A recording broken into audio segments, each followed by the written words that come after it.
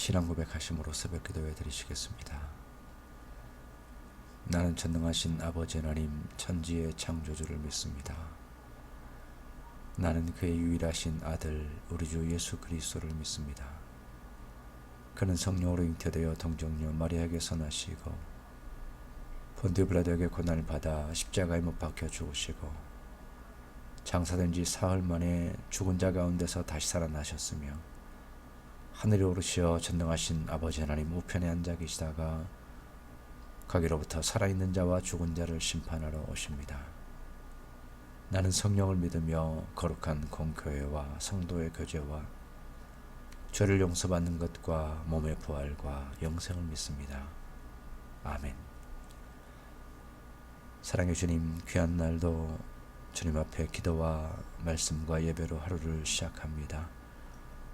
주님의 은혜가 충만하게 하여 주시고 주님의 지혜로 저희들의 삶을 인도하여 주셔서 하나님께 영광이 되어지는 예수 그리스도의 은혜 가운데 살아가고 성령의 능력으로 살아가는 이 하루가 될 수 있도록 함께하여 주시옵소서.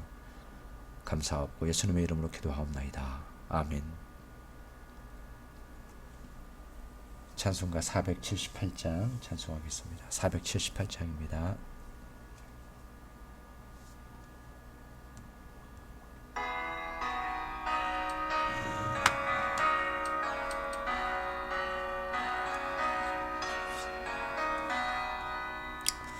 참 아름다워라 주님의 세계는 저솔로몬의 옷보다 더 고운 데 같아 주 찬송하는 듯 저 맑은 새소리 내 아버지의 지으신 그 솜씨 깊도다 참 아름다워라 주님의 세계는 저 아침에와 저녁물 밤하늘 빛난 별 망망한 바다와 늘 푸른 봉우리 다 주 하나님 영광을 잘 드러내도다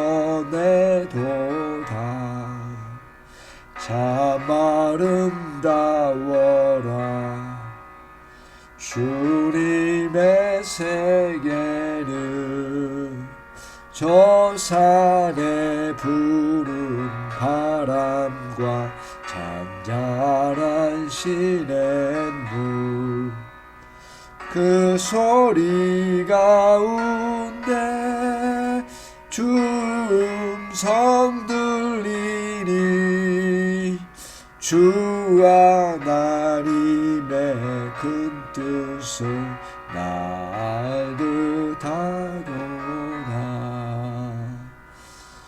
아멘. 출애굽기 20장 4절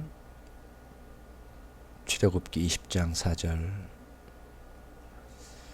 너를 위하여 새긴 우상을 만들지 말고 또 위로 하늘에 있는 것이나 아래로 땅에 있는 것이나 땅 아래 물속에 있는 것에 어떤 형상도 만들지 말며 그것들에게 절하지 말며 그것들을 섬기지 말라. 소요리 문답 49번입니다. 제2계명은 무엇인가? 제2계명은 너를 위하여 새긴 우상을 만들지 말고 또 위로 하늘에 있는 것이나 아래로 땅에 있는 것이나 땅 아래 물속에 있는 것에 아무 형상이든지 만들지 말며 그것들에게 절하지 말며 그것들을 섬기지 말라. 이 계명을 우리가 먼저 생각을 하게 되면은 대표적으로는 우상을 새긴 우상을 만들지 말라 이렇게 이제 되어 있는데 우리 신앙인의 입장에서 보게 되면은 조금 더 이제 적용적으로 봤을 때 우리가 드리는 예배,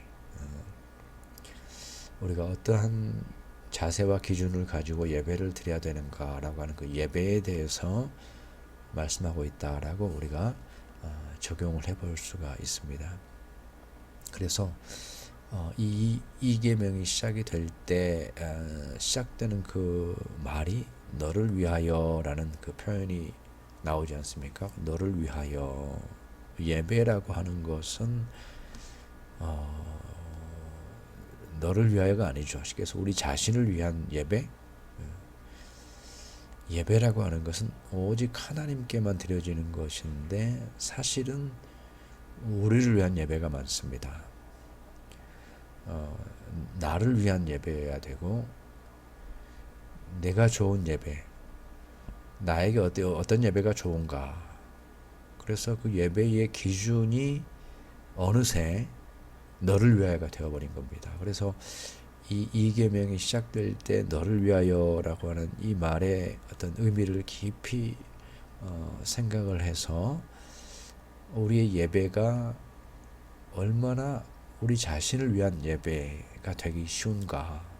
특별히 예배를 섬기는 자들, 예배를 주도하는 사람들, 그리고 특별히 개신교 예배에서는 이 가장 핵심이 되는 설교하는 목사들, 그 예배 자체가 하나님께 드리는 것인데 그것이 아니라 바로 우리 자신의 만족을 위한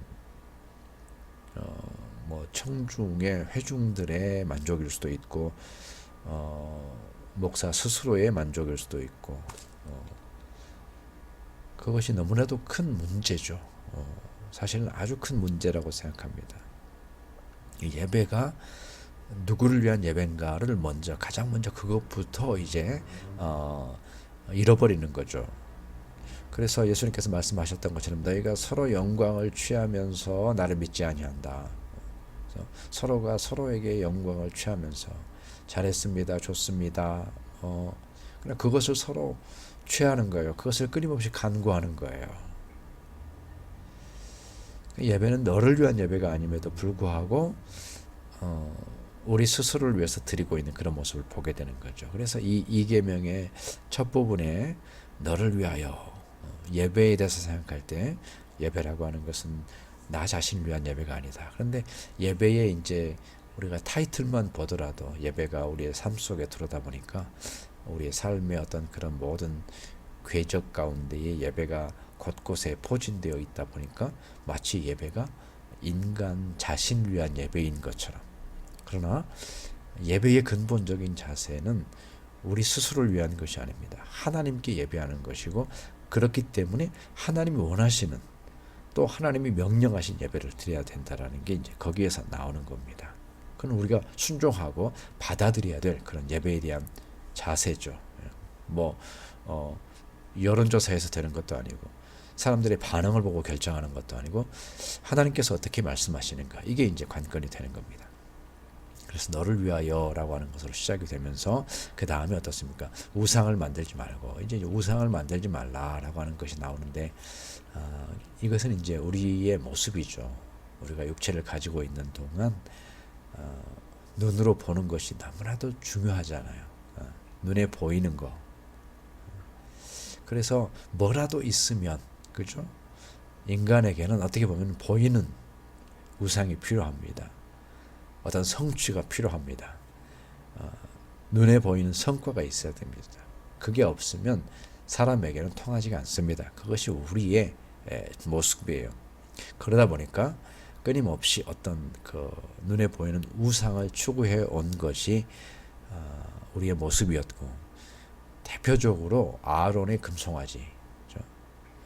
어떻게 이스라엘 백성들이 금송아지를 하나님이라고 할 수 있을까? 그것이 이제 인간 안에 있는 너무나도 연약한 눈에 보이는 우상을 추구하는 그러한 어떤 그 우리의 자세. 근데 예배라고 하는 관점에서 볼 때 예배의 핵심이 어디에 있습니까? 우리에게 볼 때는 보인다라는 게 중요하지만 하나님께 예배한다라고 하는 것의 핵심은 뭡니까? 하나님은 보이시지 않는 것이 핵심입니다. 믿음의 핵심은 뭐냐면 우리의 눈에 하나님이 보이지 않는다라는 거예요. 그것을 믿는 거예요. 이게 핵심이에요. 근데 그 하나님을 형상화하려고 하면 그거 자체가 어떤 신앙의 근본적인 길에서 벌써 벗어나 있는 겁니다. 왜냐하면 하나님 보이지 아니하시는 우리의 눈에는 당연히 보이지 아니하시고 우리의 생각으로 다 담을 수가 없고 우리의 판단으로는 다 이해할 수 없는 분이 하나님이시기 때문에 보이지 않으셔야 하나님이에요. 하나님은 영이시니 그래서 그 하나님은 영이시니 영과 진리로 예배한다라고 하는 그것이 이제 요한복음에 나와 있는 그 말씀이 예배의 어떤 그 핵심을 얘기하는 거죠. 우리는 보이는 우상을 좋아하지만 그러나 하나님께 예배하는 것의 핵심은 하나님께서 보이지 않는다는 것. 그 보이지 아니하시는 하나님을 향해서 예배의 제 요소가 있죠. 믿음과 찬양과 고백과 회개와 영광과 그죠? 찬송과 곡조와 악기와 두 손 들고 엎드리고 이 모든 것들이 보이지 않는 하나님께 향하는 것입니다. 거기에 이제 예배의 핵심이 있는 것인데 우상을 만들지 말라라고 하는 것은 바로 보이지 아니하시는 하나님께 예배하라 이런 뜻이 되는 겁니다. 그래서 예배의 이제 그 어떤 가장 중요한 포인트가 여기서 나오는 것이죠. 그리고 세 번째로는 이 이계명에서 얘기하고 있는 것 이제 그 소요리 문답에서 이계명이 이제 오늘 49부터 시작해서 쭉 그 52번까지 연결이 되는데 그걸 다 구분해서 해놨어요. 어떻게 예배한다라고 하는 것, 우상 만들지 말라 당연히 나오는 것이고 그 다음에 이제 정리해서 나오는 게 뭐냐면 하나님께서 말씀에 정하지 않는 방법으로 예배하지 말라 이겁니다. 그러니까 그 예배가 나름대로 예배하지 말라는 거예요. 뭐 좋은 방법이라고 해서 하지 말라는 거예요. 말씀을 통해서 계시된 하나님이 그 계시하신 그 방법 그대로 예배를 드려야 된다라는 그게 우리에게 이해가 된다든지 아니면 뭐 우리가 좋아한다든지 우리에게 필요하다든지 이런 것과는 전혀 상관이 없어요. 그것은 하나님께서 주신 것이고 하나님께서 명령하신 것이고 우리는 그저 그것에 순종해서 말씀에 정해진 방법대로 그렇게 예배하도록 그것이 바로 하나님의 뜻을 따라서 예배하는 거예요. 우리가 볼 때는 이게 효과적인데 이것은 우리 차원에서 얘기입니다. 하나님께서 받으시는 예배를 드려야 되는데 하나님이 받으시는 예배, 하나님께서 말씀에서 정하신 그 예배, 그 예배를 우리가 드려야 되는 거죠. 근데 그 예배가 어떻습니까? 성경 전체를 통해서 정리하면 어떻게 누구를 통해서 예수 그리스도를 통해서 하나님께 나아가는 예배, 예수 그리스도를 통해서 하나님과 만나는 예배. 바로 그것이 하나님의 정하신 방법으로의 예배입니다. 그래서 그 말씀에 정해진 결국은 예배를 완성시키신 예수님을 통해서 하나님께 나아가는 예배만이 하나님께서 원하시는 예배이셨고 하나님이 받으시는 예배라는 거예요. 우리가 볼 때는 사람들의 반응이 좋다 그러면 그것에 따라서 그리고 또 나 자신의 느낌이 뭔가 온다. 이거는 됐다. 저 자신만 보더라도 그러한 것들에 좌우되죠. 어떤 스스로 만족하는 만족감, 그 다음에 됐다 싶을 때에 어떤 느껴지는 또 다른 그런 반응들, 그런 것들에 완전히 희비가 엇갈리게 되죠. 예배의 기준 자체가 철저하게 자기 자신을 벗어나지 못하는 그런, 그것이 이제 어떤 우리의 모습이고 또 그것 때문에 뭔가 조금 이렇게 노력하는 부분이 있을 수가 있겠죠.